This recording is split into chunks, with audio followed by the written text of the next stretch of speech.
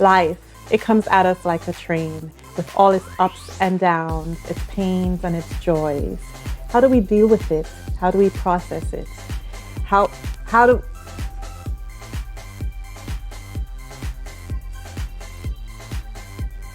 what we learn from life and especially what we teach life back in return makes all of the difference. Welcome to Life Talks.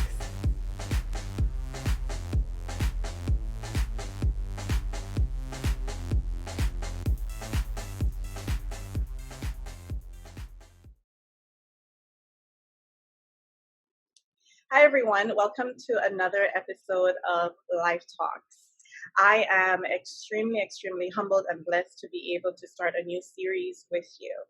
We know over the past couple of months there has been a focus on America, not just because of COVID-19, but because of the racial injustices and the brutal and very public and viral killings of Blacks, males and females. But George Floyd's murder seemed to have been the straw that broke the camel's back, per se. Not just for the Black community, but for the world. And it could have been because COVID had us all quarantined and hooked to a screen. And so, therefore, any news that broke, we couldn't really escape it. There was no sports, there was nothing to take our minds away from the injustices that has been going on over the past few hundred years.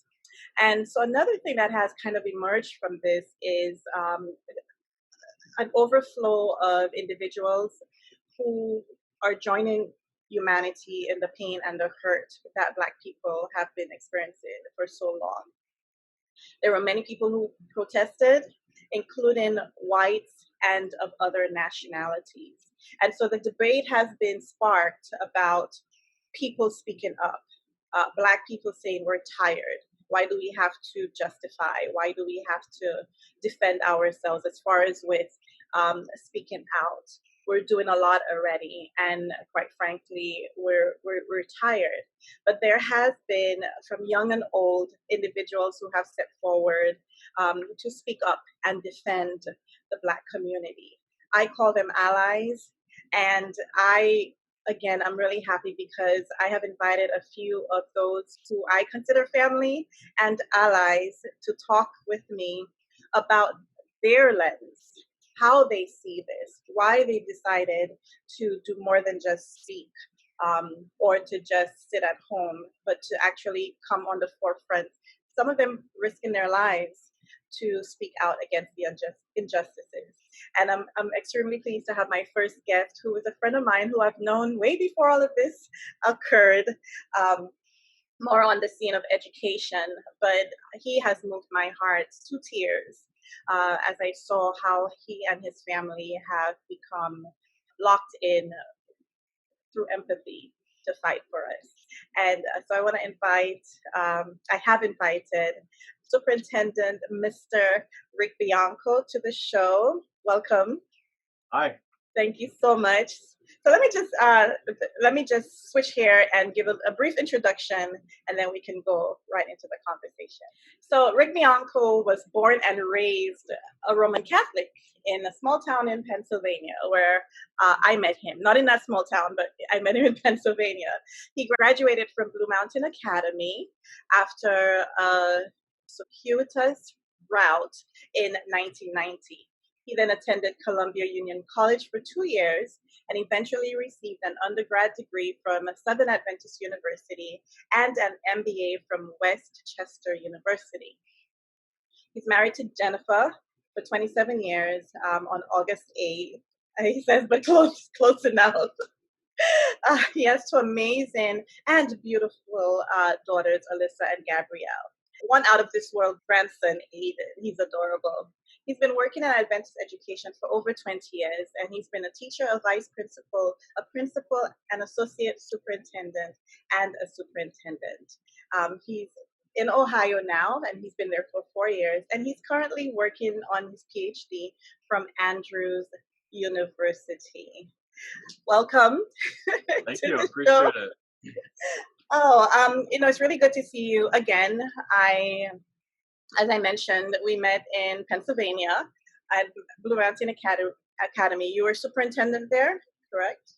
I was associate for 1 year there. Associate. But I do remember your presence. I remember that you were always there. It wasn't just a title. It wasn't just, we know there's a superintendent. My children attended the MA.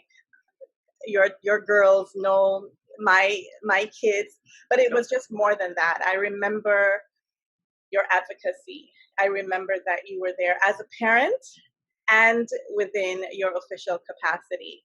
And it was just, you meet people and you forget people.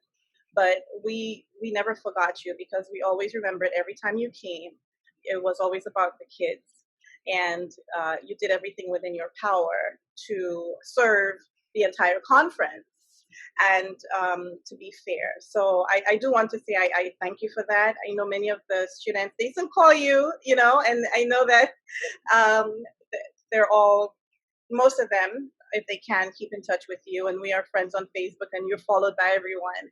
But you're true to your talk. And I just want to thank you for that in advance. Thank you. Yep. We met recently on Andrew's campus. You're doing your PhD.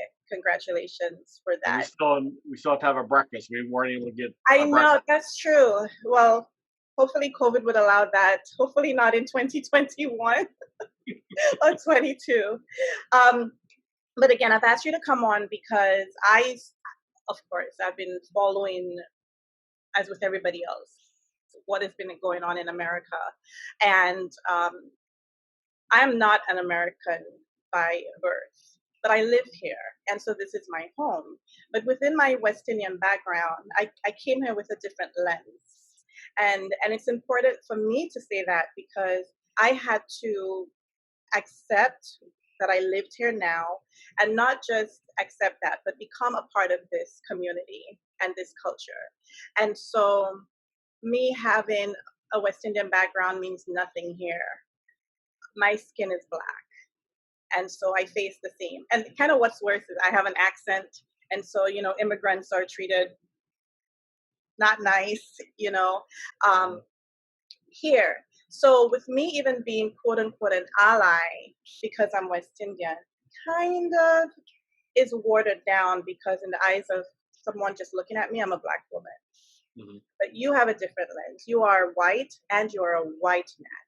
And that comes with a certain level of privilege that you were just automatically born with. There are fears that you don't have. There are concerns that you don't have. And many times we've seen individuals who don't have the same lens not put themselves in the shoes of others who are oppressed. And many times it's because you just didn't grow up with it and it's like second nature.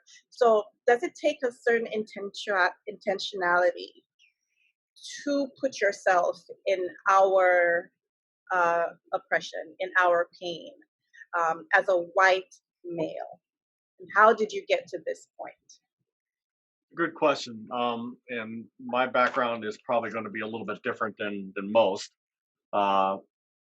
I did grow up in a pretty small town, but I also spent a number of years, 6 years, living in the projects in that small town. And living in the projects, as a lot of people that may be watching this know, is a different lifestyle.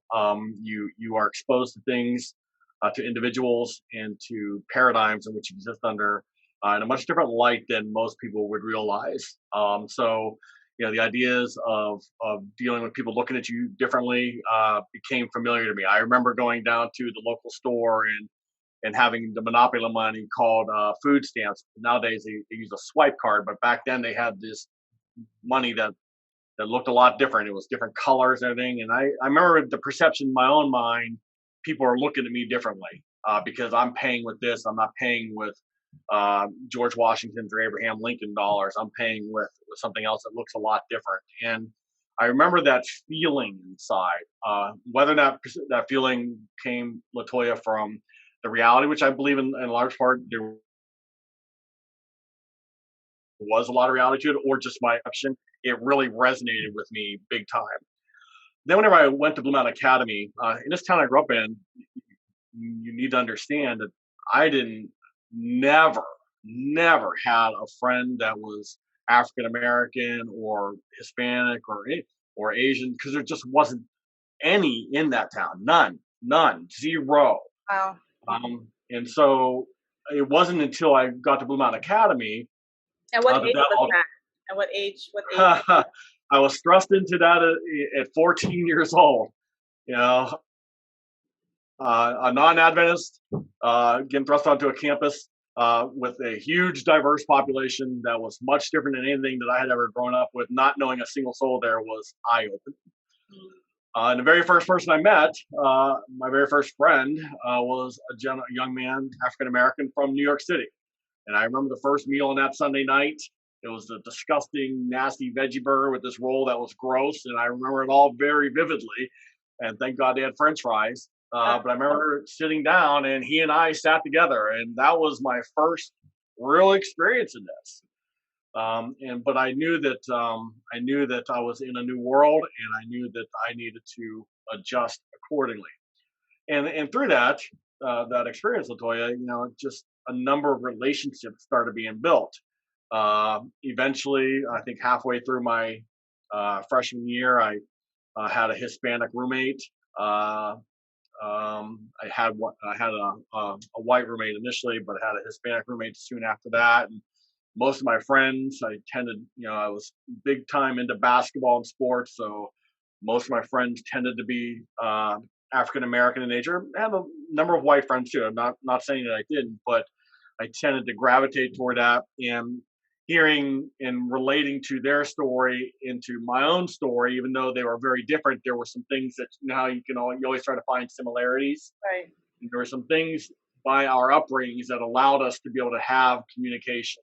Mm-hmm. And as I went from Blue Mountain to Union Springs and then back to Blue Mountain, that tended to be the case throughout. I was very easily able to go between my white friends and my African American, or we can say black friends, because as you just stated with you, a lot of them weren't African American. A lot of them did come from the island. So between those two, I was able to sift quite easily. Yeah. So when I first got to college, I went as a business major, but made the mistake of working at summer camp and got a job at a daycare near CUC down on Flower Avenue. And I say mistake because I started falling in love with these kids and started wanting to work with them more. And that's when I changed my major then to education. And then eventually I left CUC after a couple of years, did my own little thing in the world, got together with my bride to be eventually. We got married and then moved down to Chattanooga and went to Southern and finished up my degree at Southern Adventist University. We then moved back up north because my wife had a job in the Philadelphia area. And it was there where I stayed whenever I did my student teaching at a place called Greater Philadelphia Junior Academy, which is now Huntington Valley Christian Academy. And after I did my student teaching there, Latoya, I stated hourly to my wife, I'm not interested in teaching any other place in Pennsylvania. I'm not interested in going to a small school in some small town. I'm not interested in going to Reading or Hamburg or anything like that. If I can't teach at HV or GPA, GA at that time, or HVCA, I wasn't interested. After a year, I got a call from the superintendent, Wayne Wentland, and went in, had an interview, and within a few short days was hired there. And the reason I said that is because there I did my student teaching there. I had a number of young ladies and gentlemen, mostly the gentlemen, because I connected with them quite a bit, that really made a profound impact on me, and I could relate to them in my upbringing and a lot of things, and they were teaching me so much about their lives. And so I felt like there was a really good back and forth between myself and my students, and I just knew I wouldn't be able to get that type of experience at any of the other schools in Pennsylvania because of the young people that I was getting, which came from mostly the North Philadelphia and West Philly areas. And they were So that black. Most of them were black. Black and Hispanic, Yeah. yes. So if we can just like, I guess, clarify, Pennsylvania has some areas that are just white, Yep, and in the cities and so forth, that's where you'll find more of the clusters or the major demographics of Hispanics, minorities, and blacks. Okay, and that so is that's correct. why you wanted to stay in those particular areas or that school. Okay. That's correct. In large part, that is because Latoya, growing up, I remember those feelings that I had. I remember the internal struggle that I had. That I knew that you know things were different for me than, let's say, some of my friends that I went to school with before I went to Blue Mountain Academy. I knew that they didn't have to worry about their sneakers falling apart. I knew that they didn't have to worry about going to school with a big hole rip in the jeans before that became fashionable. I knew they didn't have to worry about smelling a certain way because your entire family smoked cigarettes or whatever. So I remember all of those things growing up, and whenever I got to HVCA, it was HVCA at that time. Whenever I finally did get there, I I I, I realized that while not everything is universal, I knew that the journey through life, these young people had a lot of the same type experience. I knew that we weren't different, even though I'm whiter than snow and they were not. We still had shared experiences, and that started really resonating with me more and more as I got to communicate with them. And whenever I shared with them, it allowed them an opportunity to be able to think about their own experiences as well. And I hope and I pray and I think that just because from what has been shared with me in the past and in our interactions, that it did make them think about the way that they could respond to situations and their environments, and knew that internally that that that fire needed to help drive them moving forward. So I think that that's in large part how all that kind of started off. Awesome. And it's good to know. I didn't know that um, history or background or upbringing of yours. If you remember in the beginning, I did say, you're white and privileged, and you don't feel any of that. So it's good that I'm learning even that about you. And thank Hmm. you for sharing. And it does help me to understand why your heart is as it is. It's one thing to grow up without wanting, but growing up wanting just shifts your perspective altogether. So, so here we are now, post a few weeks after George Floyd and Breonna Taylor and so forth, and America started to burn. You found that, like I said, it was almost like the straw that broke the camel's back, or that last drop of water in a cup that overflowed. But there was something different about it this time. It seemed like it became like a shared humanity pain in a sense. There were from superstars to politicians to just normal people. Everybody came involved saying, no, this is not okay. Yes, that sentiment had been being yelled for years upon years upon years, and it almost felt like it just was watered down through the sounds of life because we were all so busy. But this time, you had white people, kids, standing on the forefront and even standing up to the police officers, trying to talk to them and get them to listen if possible. I'm trying to get America on a whole to understand that this is not the same face of America as maybe 5, 10 years ago. But these young people who were small, seeing these things growing up, now have a voice and they're using that voice. And no one can tell them otherwise. Gabby is in college now. And 5 years ago, she was, you know, obviously not in high school, or our kids were at BMA, but you and Gabby decided to go protest in Ohio. Why? Yeah, so Gabrielle is an amazing young woman. Well, both my daughters are, and both of them share a deep passion for humanity and for the people that they know and love. And growing up at HVCA, which both of them did, and also going to Blue Mountain Academy, they've never lived in a world where their friend base wasn't completely diversified in their colors, because they've always had those people in their lives. And so, but Gabrielle in particular, she really has gravitated toward making a difference in this world in different ways, and has taken some of the pains that she has endured and said, why am I feeling this way? And then she would able to synthesize those things and say, you know what, I can still do things that make me feel better about the world around me and make a difference in the world around me, and take some of those pains and turn them around into positive things. And she's not afraid to vocalize it. She's not afraid to talk to anybody. Trust me, anybody Oh, I about know. these. I know.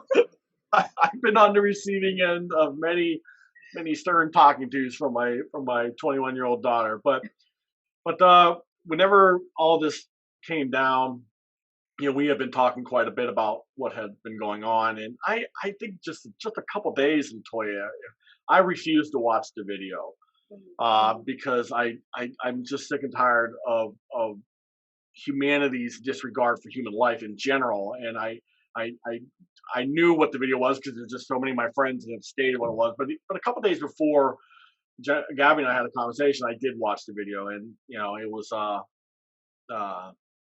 sad. Let's just use sad. Sick, sad, destructive, awful. I mean, we can use all kinds of adjectives. And so my brain was really going in overdrive, and we had heard that there was going to be a protest in Dayton, and I was out on Sabbath morning, out drinking a nice warm cup of caffeinated beverage on a beautiful morning, and Gabrielle came out and said, I know that you know about a protest down in Dayton, and I want to know what your thoughts are. So we talked for a little bit, and she said, well, Dad, I'm going to go, and I'd really like you to go. I really don't want to go by myself. I said, well, consider it done then. And so we went. That's how it all came about. I mean, my brain was thinking about it, but it was Gabrielle's initiative that kind of, how, as you said, with the little drop of water, it was her initiative that kind of put the extra drop into the cup. Yeah.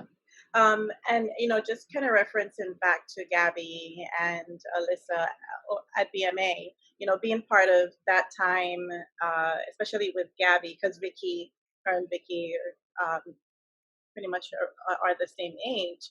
Even at summer camps, we were all up there together, and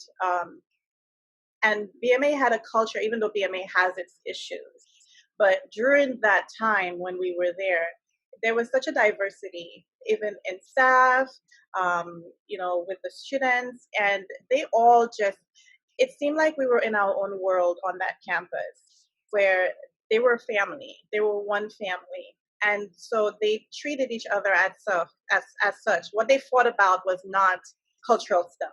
They fought about treating each other well. And even at summer camp, the year that I was there in the cafeteria, I think Alyssa had the horses. She took care of the horses, and Gabby was there, and it was really nice just seeing them all just really love each other. So I know the heart that they have and what they have been exposed to, thanks to you and Jennifer, making sure that they grew up in a world where their friends are not just one shade, but it's a window to what humanity really, Right. looks like. So I do commend you for that. So you guys end up going, and peaceful protest to begin with. And then the next thing I saw was Gabby posting a video. And when the camera shifted to you, your face was white. So you had been maced and tear gassed. And we were kind of concerned because I think they had milk and all that kind of stuff, but it didn't stay peaceful. But then I saw you went back again, I believe. after that. So help us process through getting there. What led up to you being tear gassed and maced, and why did you decide that you were going to go back again after that? Yeah. It started off as, if you've ever been to that type of gathering, they're pretty much, they start off kind of the same way. We all met down at the federal building. There was a few hundred people down there, and there was the usual speakers and stuff like that. And it was started off fine. I mean, people were. It was what it should have been. It was conversation. It was expression of pain is probably the best way of stating it.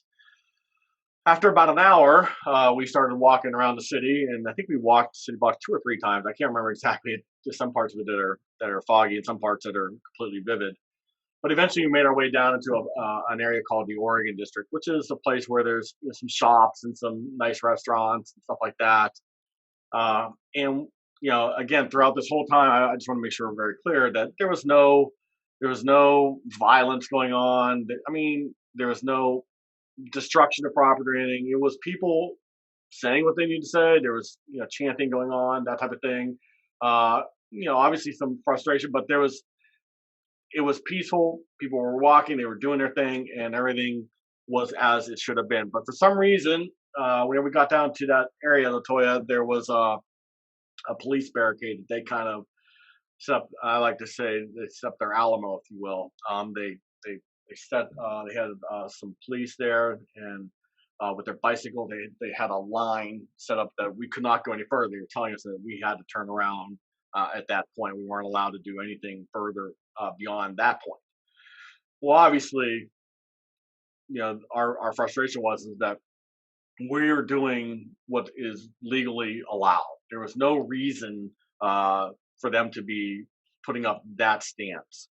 This verbal back and forth, I was at the front with the group. This verbal back and forth went on for about 10-15 minutes. But during this time, Latoya, you could see that there was a further gathering, if you will, of officers behind the line.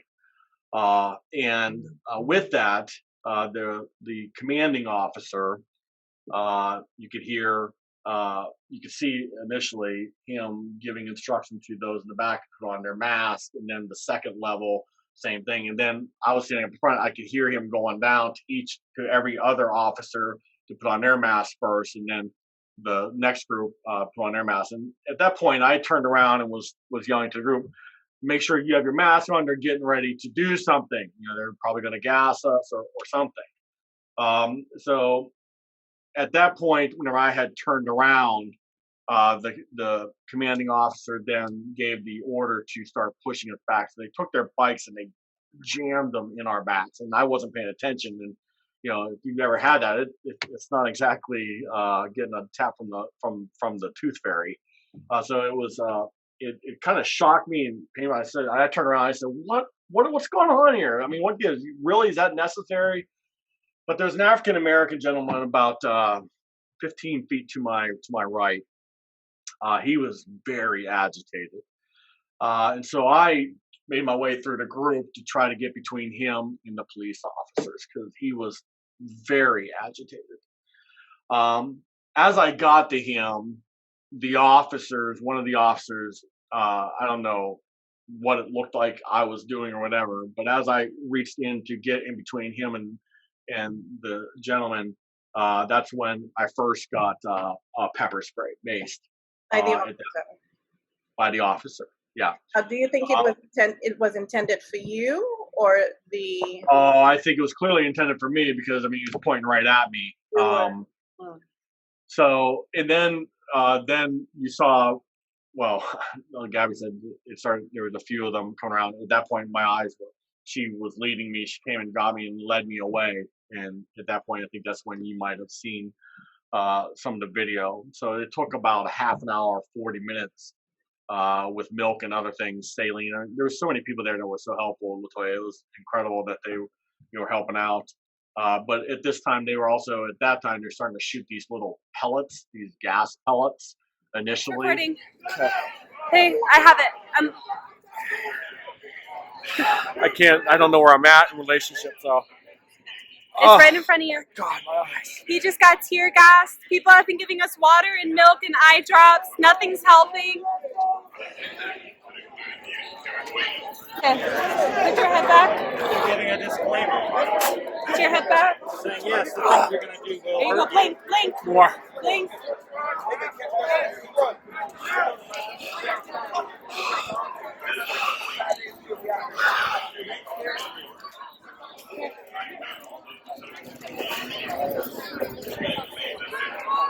Can you see yet? I'm starting to, but it's the burn whenever I open my eyes. It's unbelievable. Just keep blinking. Where's the milk so I can pour some in? Here, I'll take the cap. Here, hold it right here. I'll take the cap off of it. Okay, we have someone else who needs milk. Hey, okay. Do you want more milk? Do you want water? Yeah, you just need to blink. Blink with the milk going down. Tell us what you need. Yeah, can I have some more of that milk? Yeah, here.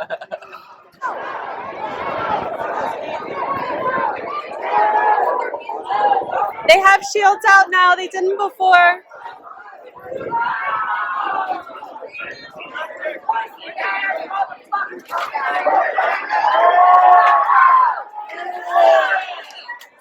You wanna hurt a bitch? I got a bitch for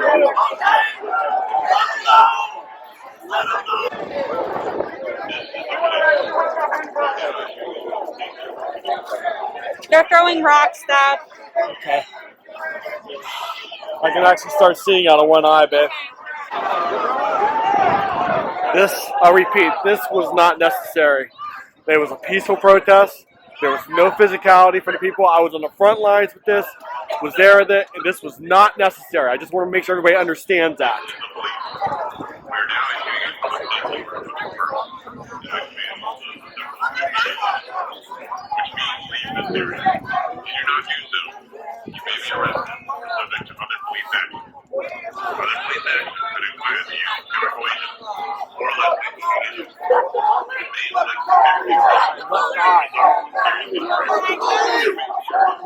Yeah, I do.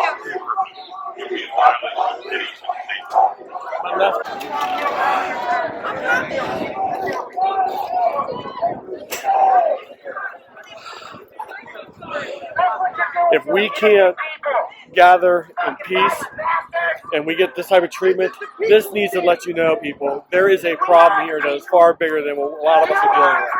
We need to come together and expect more of everyone.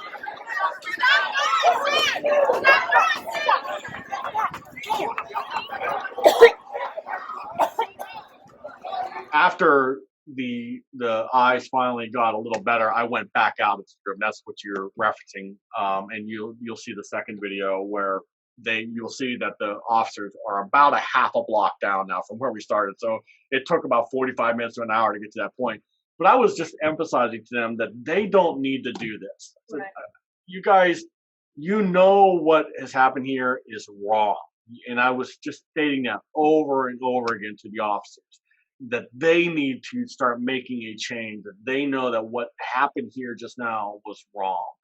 But eventually, this went on for quite a while. Eventually, they did push us back. So we made our way back through the city and up eventually to near the highway. And that's when things got pretty aggressive again. That's when they made a stand, but they also had people up on the ramp with gas guns and others. So there was probably 2 or 3 times more of the police presence at that point. At that point, they started getting very aggressive, pushing us down off the ramp. And at that point, whenever we finally got down, you could see the wind blowing a certain way. And another gentleman and I, an African American gentleman, we were talking like, this is not good. We are in the wrong spot.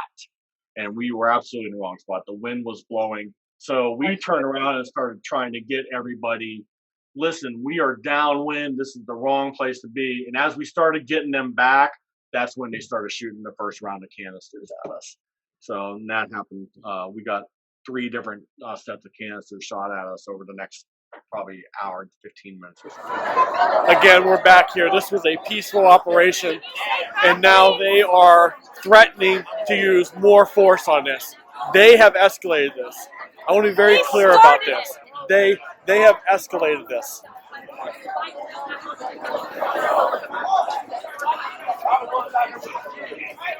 Let's go.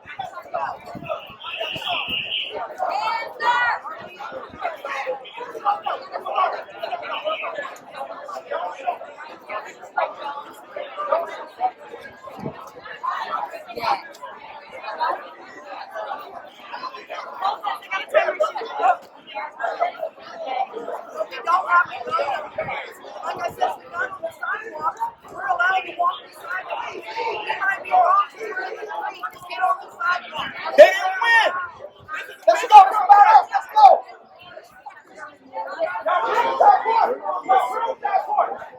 They proved their point. They're the aggressors. They proved their point. They're the aggressors. They're the aggressors. They proved their point. They proved their point. They're the aggressors. They're the oppressors. They proved their point. He's absolutely right on this. This was a peaceful protest, and they're the ones that was the aggression. We did not start the aggression.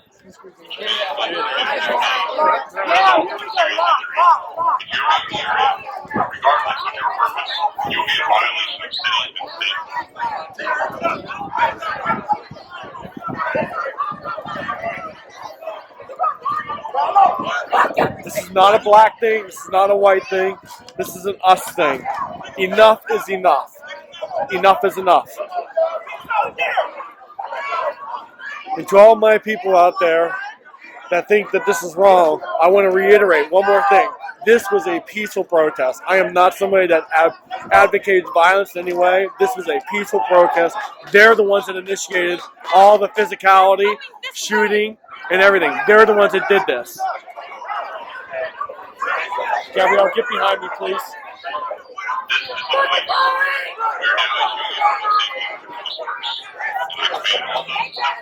Notice, we are being civil, and notice what is happening. Notice what is happening. This is a peaceful protest. Notice this. They're trying to gain power.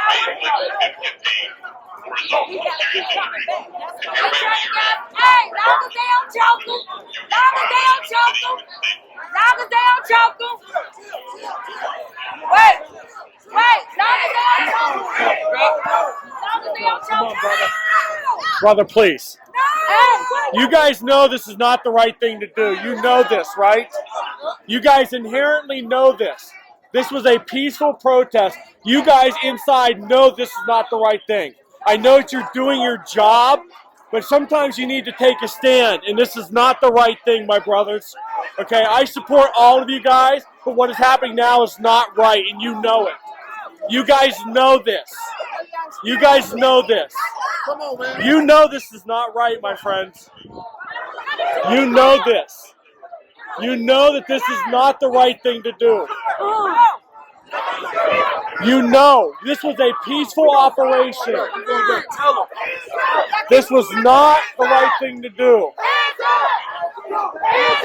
You guys need to do the right thing. Think for yourselves. This was peaceful, and you know it. You guys know this is not the right thing to do. You know this. I believe that all of you know this. Brother, come on, brother, please. You know that this is not the right thing to do. You guys all know this. You inherently know that this was a peaceful operation, that this was not what we did. Okay? I am very, very, very disappointed that you guys won't take a stand for what is right here. You know what the right thing to do is.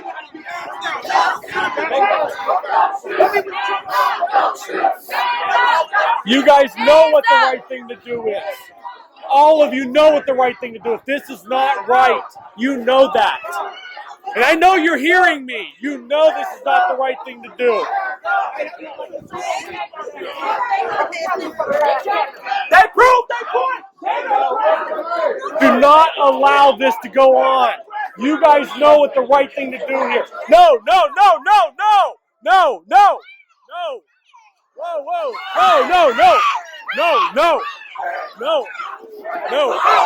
No. Hey.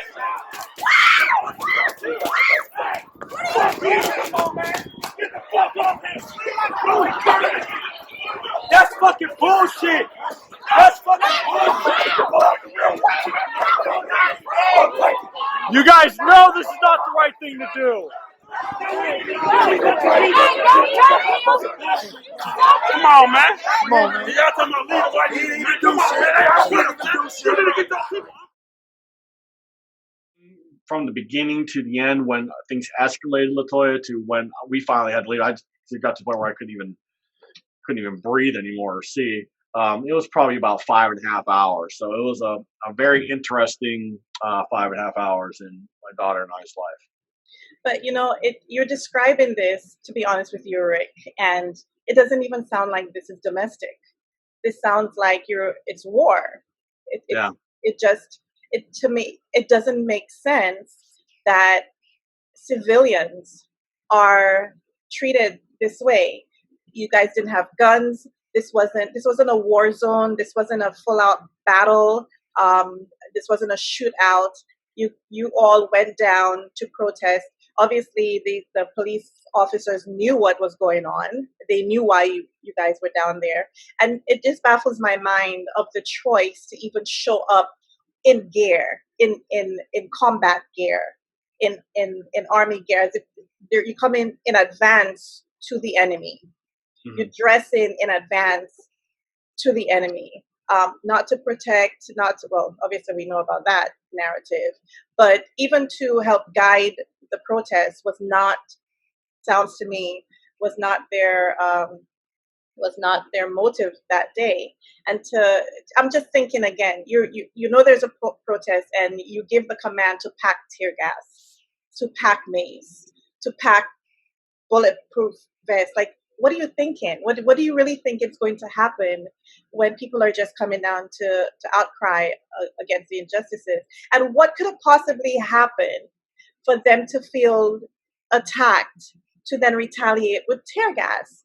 Did one of you guys throw a stone at them? Did someone pull a rock? Like, what could possibly have happened after the whole Mason situation to then gather and line up in combat, form, and then just attack? I call it an attack, Yeah.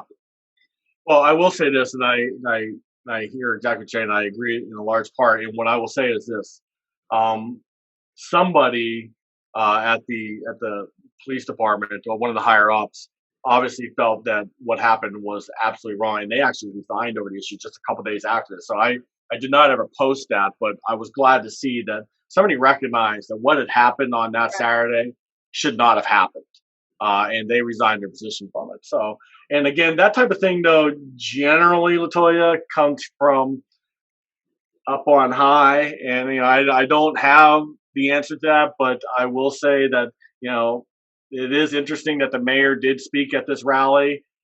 I think that type of setup is usually a directive from the mayor, but again, that's just my own personal opinion. Right. No facts to back that up. Well, I'm glad that you're okay. And do you know whatever happened to the African American man that you stepped in, or did you see him again? Oh yeah, I mean, we saw him multiple times throughout the thing. Thankfully there was a group of people there.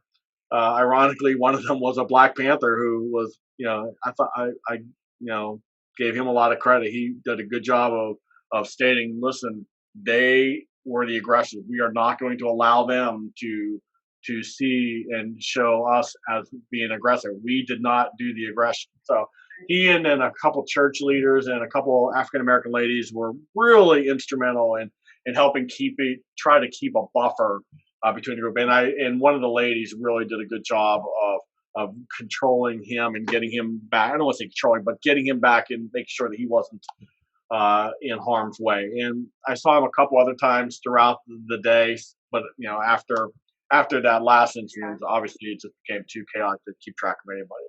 Yeah, that's good. That's good. And so you say 5 hours. So you guys were pretty much out there all day, having to deal with that. So part of the reason I had asked you to come on was, yes, I saw this, but also I felt that there's some really difficult and hard conversations that we need to have, and not just with Blacks talking with Blacks, but we're talking with individuals like yourself. Um, we can't go anywhere without having to have these conversations. And like you had said, we're supposed to have breakfast. To me, it's like, how awkward is it really going to be that we're going to eat at a table or break bread together and have conversations about everything else good in life? But when this kind of life experience happens or a crisis happens, that I can't call you as my brother and say, can we talk about this? I feel like the concept of family and love and humanity has to encapsulate even those difficult conversations. So again, I'm really grateful for you coming on and taking on the term ally. So tell me, or to your fellow whites, what does it mean to be an ally? And how do we get to this kind of advocacy? Is it okay just to say, oh, that wasn't nice? You know what I mean? To watch the video or to see the news and say, why would they do that? That wasn't nice. Is it okay just to say that? Is that enough? Is it okay to say, well, I have a Black friend, or I've had Black people over for dinner, or I'm not racist? Is that okay? Does that make you an ally? Or is there something else that needs to happen? Well, Latoya, it comes down to, well, a couple things. First of all, as a God-fearing individual and somebody who has dedicated their life, eternal life to Jesus Christ, I marvel at humanity's inability to follow the golden rule. I just marvel at it. And it just saddens me to no end. But to get to the crux of what you're asking, it really comes down to this for me. Talk is cheap. Actions are priceless. And I feel like so often that we like to, and it goes for all people. We like to say things, but man, sometimes it gets really uncomfortable to actually do things. But doing things are what other people see and empower them to then want to make a change. I could say that I appreciate people of color or children of color, but for me to live it and to embrace it as my occupation, as I did for many years, that says a lot to a lot of people. And I'm not patting myself on the back, but I am saying that empowerment is important. It's important for us to see others that look like us doing things that maybe are outside of our comfort zone, and to make a difference in a way that maybe we didn't realize that we could make. Look, I'm not going to lie. I didn't know that a white guy from a little tiny town in Pennsylvania that never had a Black or Hispanic or Asian person in their town, as far as I knew growing up, could make a difference in the inner city of Philadelphia. But God used me. And I am proud to say that so many of my kids, they're my kids. You said, I've heard you say it many times in other forums, but those are my kids. They know they're my kids. They know that I will be there for them, and because I don't, oh, it's so cliche. I'm afraid to even say it. I'm not going to say it then. They know that no matter our upbringings, they know that Mr. Bianco loves them as one of his own.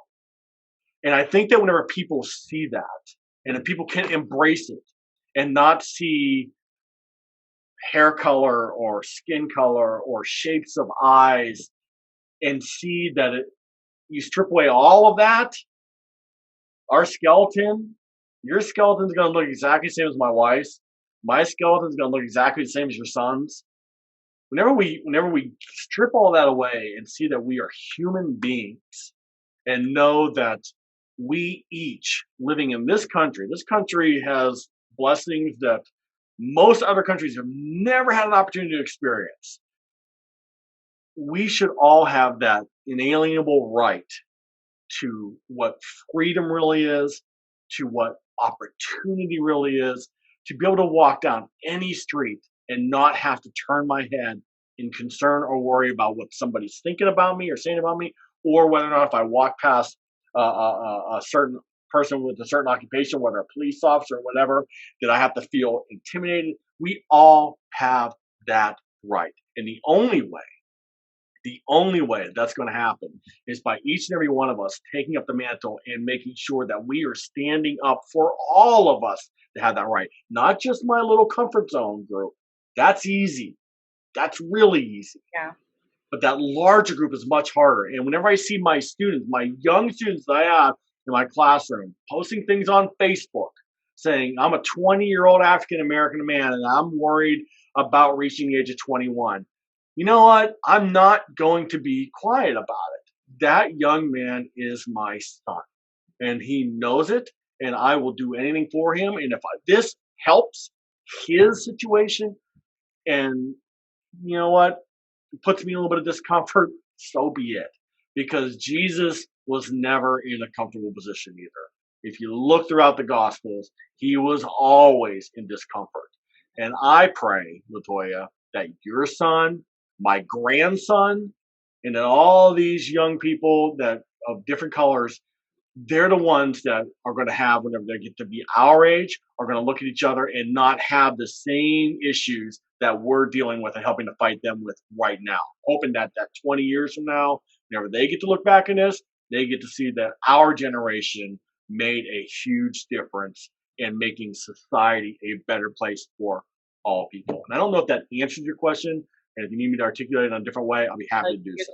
You did. I think I hear within this a call to your fellow white people to get uncomfortable. Mm-hmm. If that's get uncomfortable, it's not easy. It's not easy. It's not. But we have lived in discomfort for years. With the history of American slavery, and even in the Caribbean islands, we've always been uncomfortable. We never had comfortable lodging. We never had comfy places to eat. We never had safe places for our family. There was always a cloud of fear that lingered over our heads. And in this country, women were then beneath, and we weren't comfortable. We're still fighting. Black men are still fighting for rights. Women are still fighting within the male sector to even be recognized. And for those who just sit real comfy on their behinds, it doesn't sit well with us. So if you love me, get uncomfortable, or come sit in my discomfort for a little bit, or like you did for this Black man, you saw something that could have been worse, and you stepped in, and you took the hit for him. That wasn't comfortable, but I think you encapsulate what you said at the beginning. You were raised with discomfort, and it may not be my discomfort, but you know what discomfort feels. And I think that's where compassion and empathy sit in.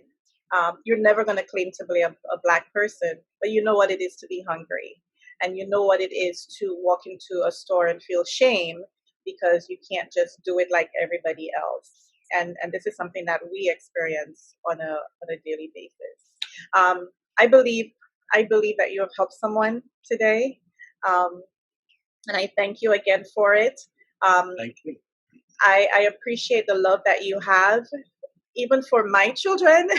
So this is always personal for me. And you're right. Like I said, I'll defend our kids until I die, because they're ours. And if we don't do it, who else is going to do it? That's right. But it's always good to know that if I can't do it, you're there, and I can reach out to you. And there are many, many other people, allies and of our culture, that we know will stand up for them.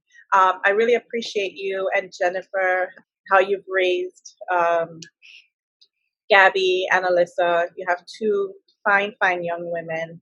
And I'm sure that all of the kids over the years that you have helped to impress on their minds, appreciate you. There was one thing that the provost here at Andrews said to me about education, and I just wanted to get your take on it, and this will be my last question. He shared about the curriculum. He said that a curriculum should be two things, should have two components. It should be a mirror and it should be a window. So it should be a mirror where a child would see themselves in whatever is being taught. It doesn't matter what their background is. And it should also be a mirror so that they could see their world and even see themselves in their world. And if those two components are not there, then it's whitewashed.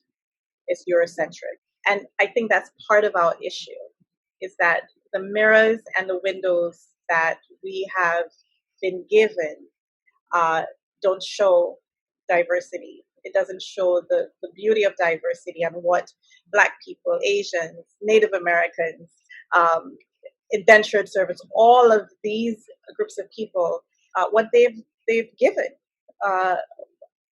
what they've given to humanity. And so the question is, do you believe that to be true? Do you agree with that? Yeah, so I think the best way for me to answer that, Latoya, is this. Every year, at the beginning of the year in my classroom, I would tell my students, and I taught mostly math and science, so it doesn't go to the history in English, Right. but the same premise falls. I told them every year, question everything. And I want you to question everything that Mr. Bianco says. I want you to question what your pastors say. I want you to question what Mr. Prouty says or what your mom and dad say. But whenever you question it, I want you to also be seeking for information that can back up why you believe what you believe. Because I don't want you ever taking what Mr. Bianco says as the absolute truth. I want you to take what I have to say, and then I want you to internalize. I want you to wrestle with it. I want you to chew on it. But then whenever you find out information that may be different or information maybe I didn't know about, then it becomes more real to you. And that made me uncomfortable lots of times too, Latoya, because there'd be times where my students of color would come with things that I never understood or never knew or never was exposed to. So then I had to learn alongside with them about cultures and attitudes and perceptions that I never understood. And so that was a long way of saying, yes, I do think it's important for us to do a better job of having a representation of the society in which we live in. That I love that metaphor, the mirror and the window. It's perfect because it should be a reflective aspect, but it also should allow you to be able to see that there's a bigger world out there as well. So I love that. And I think that is a very important part of where we need to go. And I think that our Adventist curriculum does a pretty good job at that. Can it be better? Yes, absolutely. Right. No question. But I think that we are light years ahead of where many places are. But that doesn't mean that we don't have a long way more to travel. We do. But I think that us having that recognition, and I do appreciate those educators that went out of their way to make sure that the kids got exposed in their classrooms to things that maybe were beyond textbook. That's why I'm not a huge proponent of textbooks. Frankly, the textbooks are a resource. A great educator goes far beyond the textbook. Right. And so whenever we have that, then that gives opportunity for the educator then to bring in from different cultures, from different religions. I mean, Bible class, whenever you look at it from the perspective of different religions, is a whole different world. Right. And so I think that all those things are very, very important. I didn't mean to take up so much time. No, I love it. No, actually, that's I wanted you to expound on that because it is important.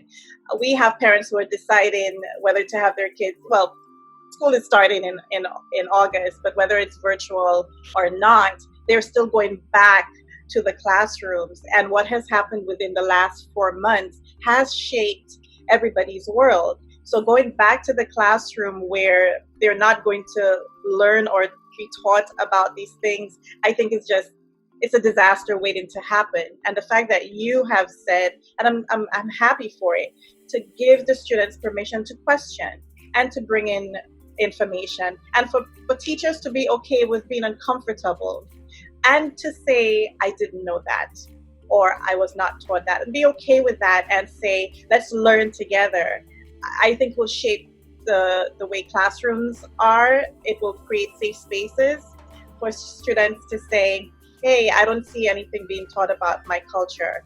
Can I?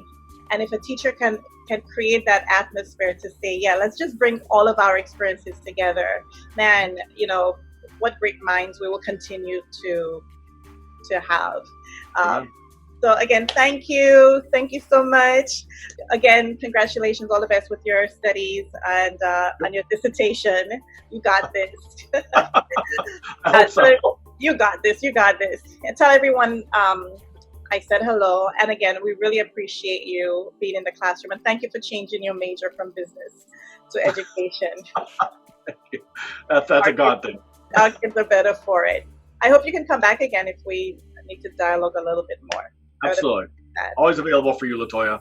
Thank you. All right, take care. Take care.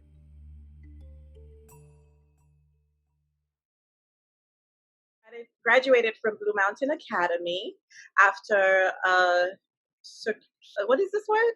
Circuitous. Oh my gosh, is this like level 5? Well, it's level 5. Then I'm cheating. Okay, so I'll start over. Okay.